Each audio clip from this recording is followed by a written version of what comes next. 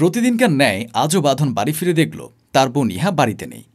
কিছুক্ষণ নিহাকে বাড়িতে খোঁজাখুঁজি করার পর বাঁধন সন্দেহপ্রবণ হয়ে বলে উঠল, বুঝলাম না প্রতিদিন নিহা কোথায় যায়?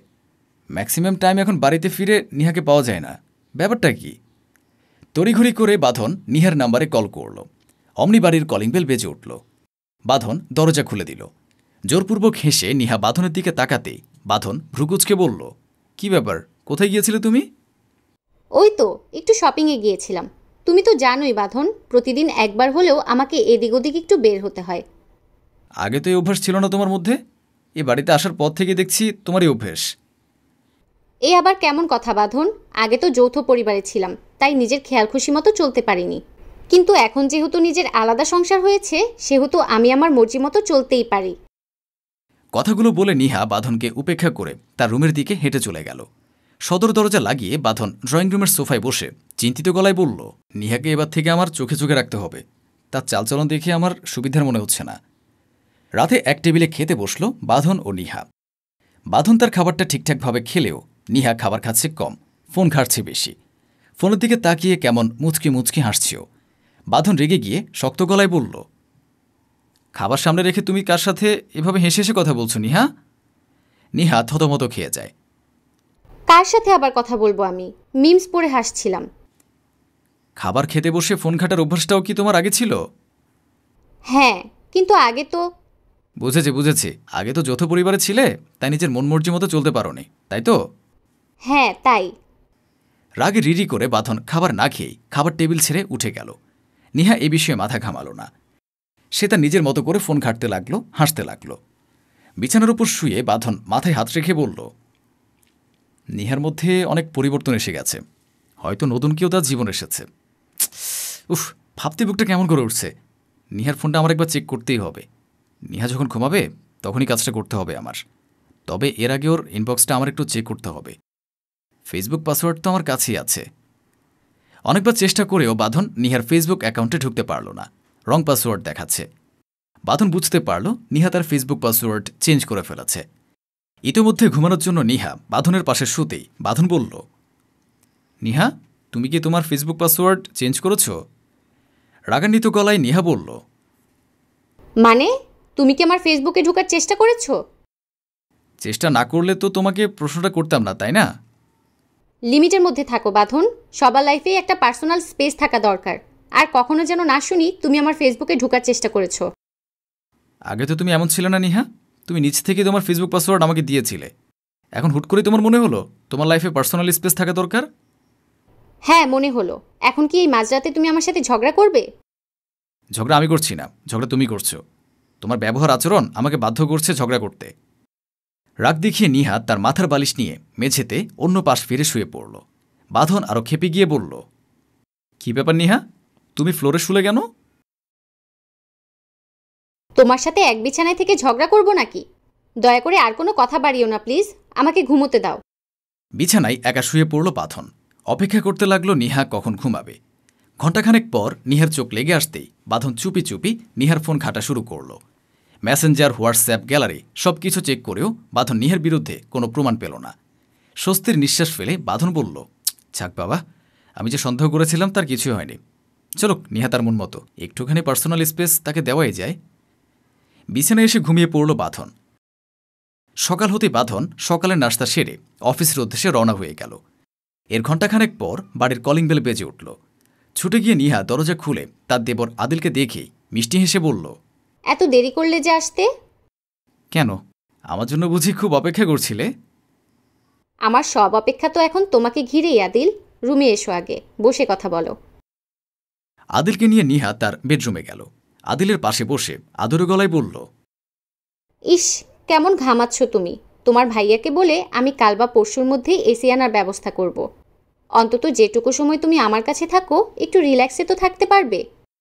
এত ভালোবাসা আমায় নিহা? আমি কি আদৌ তোমার এত ভালোবাসা পাওয়ার যোগ্য? জানি না তুমি আমাকে কি জাদু করেছো আদিল, তোমাকে ছাড়া এখন আমার এক মুহূর্তও কাটে না। ভাবছি তোমাকে একেবারে এই বাড়িতে নিয়ে আসবো, তখন সারাক্ষণ তুমি আমার চোখে চোখে থাকবে।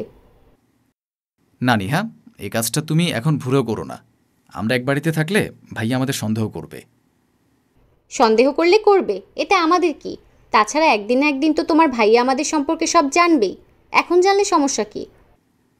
তবে এর আগে তোমাকে একটা কাজ করতে হবে নিহা। এবারের দলিল আমার নামে লিখিয়ে নিতে হবে। হঠাৎ দলিল নিয়ে পড়লে কেন তুমি? তুমি তো জানোই নিহা, আমি বেকার। ভাইয়াকে ডিভোর্স দেওয়ার পর আমি যখন তোমাকে বিয়ে করব, তখন আমি তোমাকে কোথায় রাখবো, কি খাওয়াবো, কি পড়াবো? শুধু ভালোবাসা দিয়ে তো আর পেট চলবে না, তাই না? নিহা কিছুক্ষণ ভেবে বলল, মন্দ বলনি তুমি। আচ্ছা, আমি দেখছি কি করা যায়। যা করো তাড়াতাড়ি করো নিহা। আজ তবে আমি উঠছি। মাত্রই তো এলে, এখনই চলে যাবে? যাচ্ছি কি সাথে? তোমার পাড়া প্রতিবেশীরা যদি সন্দেহ করে, তখন তো আমাদের প্ল্যানটাই চম্পাট হয়ে যাবে। মুখ গুমরা করে নিহা বলে, আচ্ছা যাও, বাড়ি পৌঁছে কল দিও। নিহার থেকে বিদায় নিয়ে আদিল প্রস্থান নিল। রাতে বাঁধন ক্লান্ত শরীর নিয়ে বাড়ি ফিরল। নিহা আজ হাসি মুখে সদর দরজা খুলে দিল। নিহার হাসিমুখ দেখে বাঁধনের সব ক্লান্তি দূর হয়ে গেল। বাঁধন ড্রয়িং রুমে প্রবেশ করতেই নিহা ঠান্ডা পানি নিয়ে এসে বাঁধনের পাশে বসে বলল, পানিটা খেয়ে নাও, খুব ক্লান্ত দেখাচ্ছে তোমাকে। বাঁধন হাসল, পানিটা ঢকঢক করে খেয়ে নিল। নিহা বলল, যাও চেঞ্জ করে এসো, আমি টেবিলে খাবার বেড়ে দিচ্ছি। এই বলে নিহা তড়িঘড়ি করে খাবার বাড়তে চলে গেল। বাঁধন পুনরায় হেসে বলল, পুরনো নিহাটাকে আমি আবারও খুঁজে পাচ্ছি। ভেবেছিলাম তাকে আমি হারিয়ে ফেলেছি। যাই হোক, আজ তো আমার খুশি হওয়ার দিন। বাঁধন চেঞ্জ করতে রুমে যেতেই তার মাথাটা কেমন ঘুরে গেল। সব কিছু তার ঝাপসা হয়ে এলো। ইতিমধ্যে নিহা সম্পত্তির কাগজপত্র নিয়ে হাজির হয়ে গেল। বাঁধনকে দিয়ে সমস্ত কাগজপত্র সই করিয়ে নিয়ে সে বাঁকা হেসে বলল, যাক বাবা, অবশেষে উদ্দেশ্য সফল হলো আমার। এবার শুধু কাগজপত্রগুলো আদিলের হাতে তুলে দেওয়ার পালা। রাতে আদিল মরার মতো ঘুমালো। সকালে উঠতেই রাতের সব কথা ভুলে গেল সে। অফিসের উদ্দেশ্যে বের হতে গেলেই বাড়ির ভেতরে আদিলকে দেখতে পেয়ে সে থমকে গেল। ভ্রুকুচকে বলল, তুই এখানে কখন এলি? কেন, আমাকে বাড়িতে আসা করনি? নিহা কোথায়?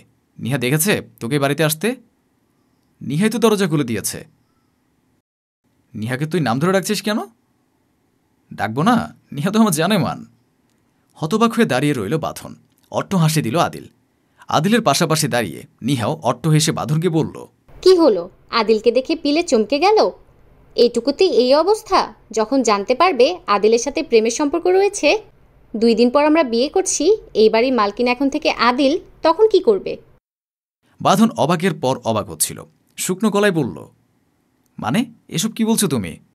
আদিলের উদ্দেশ্যে নিহা বলল, আদিল, তোমার ভাইকে দেখিয়ে দাও আমি কি বলছি। নিহার কথা মতো আদিল সম্পত্তির সমস্ত কাগজপত্র বাঁধনকে দেখিয়ে বলল, আজ থেকে এ বাড়ি আমার, এ সম্পত্তিও আমার। তোমার কোনো অধিকার নেই এ বাড়ি এ সম্পত্তির উপর। আদিলের দিকে নিহা তাকিয়ে বলল, শুধু এটুকুই? বলে দাও আজ থেকে আমিও তোমার। আদিল তাচ্ছিল্য হেসে বলল, সরি টু সে নিহা, আমি তোমাকে এটা বলতে পারবো না। কারণ তোমাকে ইউজ করে যখন আমার স্বার্থসিদ্ধি হয়ে গেছে, তখন তোমাকে আমি কেন স্বীকার করব? মাথায় যেন আকাশ ভেঙে পড়ল নিহার। শুকনো গলায় সে বলল, মানে মাথা কি খারাপ হয়ে গেছে তোমার? হুম, মাথা খারাপ আমার হয়নি নিহা ভাবি। আমার প্রেমে মাথা খারাপ হয়ে গিয়েছিল তোমার। তুমি কি করে ভাবলে বলো তো, তোমার মতো অত্যাচারী একটা স্বার্থপর মেয়েকে আমি ভালোবাসবো, যে কিনা একটা সময় আমার মা বোনকে দেখতে পারতো না, আমাকে সহ্য করতে পারতো না, ভাইয়ের কাছ থেকে যে কিনা আমাদেরকে আলাদা করে দিয়েছে, তাকে আমি কি করে ভালোবাসবো? কাঁদতে কাঁদতে নিহা বলল, আমি তো কিছুই বুঝতে পারছি না আদিল, তুমি এসব কি বলছো? না বোঝার তো কিছুই নেই নিহা। ভাইয়ের কাছ থেকে আমাদের আলাদা করার শাস্তি, আমাদের হাসিখুশি পরিবারটাকে ভেঙে দেওয়ার শাস্তি আমি তোমাকে দিয়েছি। প্ল্যান করে আমি তোমাকে প্রেমের জালে ফাঁসিয়েছি, ভাইয়াকে বোঝানোর জন্য যে তুমি কতটা ছলনাময়ী আর ভয়ঙ্কর। কার প্রেমে অন্ধ হয়ে কাকে বিশ্বাস করে ভাইয়া তার মা বোন আর ভাইকে ছেড়ে চলে এসেছে তা বোঝাতে চেয়েছি। আমার কাজ শেষ, এখন তোমরা দুজনেই এ বাড়ি থেকে বের হয়ে যেতে পারো। ইতিমধ্যে আদিলের মা আফিয়া বেগম ও আদিলের বোন স্মৃতি এলো ঘটনাস্থলে। দুজনের চোখেই জল। বাঁধনের দিকে তাকিয়ে রইল তারা। বাঁধন ভেঙে পড়ল। তারা ভুল বুঝতে পেরে তার মায়ের পা চেপে ধরে বলল, আমার ভুল হয়ে গেছে মা, প্লিজ আমাকে ক্ষমা করে দাও। আমি ভাবতে পারিনি আমার বউ এতটা ভয়ঙ্কর হবে। বউয়ের ভালোবাসায় অন্ধ হয়ে আমি তোমাদের সাথে প্রতারণা করেছি মা, আমাকে মাফ করে দাও প্লিজ। বাঁধনকে পা থেকে তুলে আফিয়া বেগম বললেন, আমি জানতাম না আদিল ভেতরে ভেতরে এত প্ল্যান করে রেখেছে। জানলে আমি তাকে আটকাতাম। তবে এখন মনে হচ্ছে আদিল যা করেছে ভালো করেছে।